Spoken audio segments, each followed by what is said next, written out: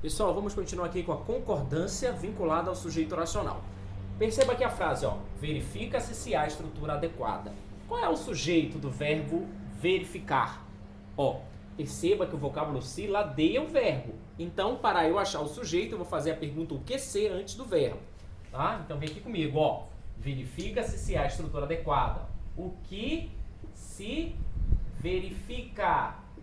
O que é que se verifica? Minha resposta, se há estrutura adequada. Esse aqui é o sujeito, beleza? Note que esse sujeito é iniciado pelo vocábulo se. Toda vez que o se ou que iniciarem o sujeito, eu já sei que aqui eu estou diante de uma conjunção integrante. Lembra lá do bloco anterior.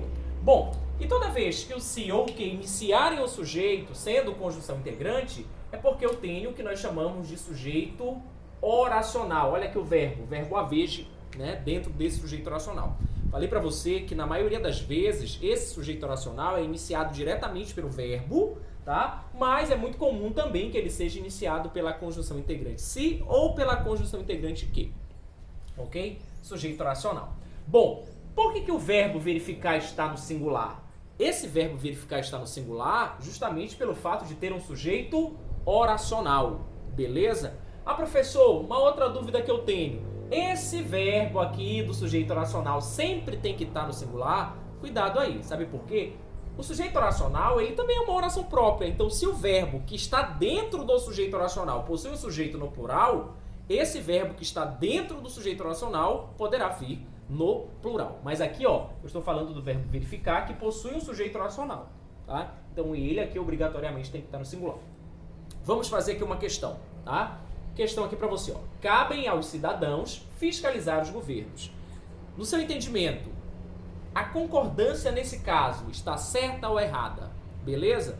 Vamos analisar aqui, ó. Verbo caber. Não fiz nada em relação a ele, mas cidadãos pode ser o sujeito do verbo caber? Não, né? Veja que cidadãos está dentro desse segmento aqui, aos cidadãos. E bem aqui no aos eu tenho uma preposição. Lembrando, o a mais os é uma combinação da preposição a mais o artigo os. Então eu já sei que esse segmento não é o sujeito. Então eu não posso concordar o verbo caber com cidadãos. Beleza? Isso aqui, mais uma vez, não é sujeito. E por que não é sujeito, professor? Porque ele é iniciado, vamos dizer assim, por uma preposição.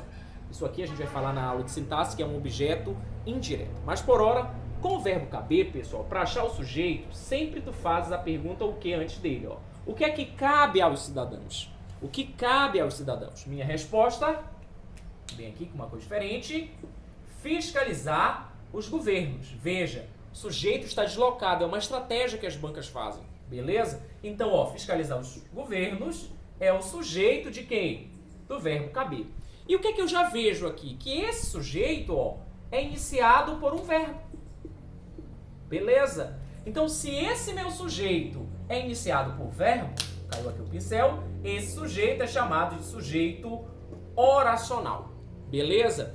E o que eu sei? Se um verbo X possui sujeito oracional, esse verbo X obrigatoriamente tem que ficar no singular. Então, aqui a forma correta é: cabe aos cidadãos fiscalizar os governos. Aqui eu tenho o que nós chamamos de ordem direta na frase. Lembrando, a ordem direta qual é? Sujeito, verbo e complemento. Só que aqui o sujeito veio deslocado. Se eu puser na ordem direta, como é que fica?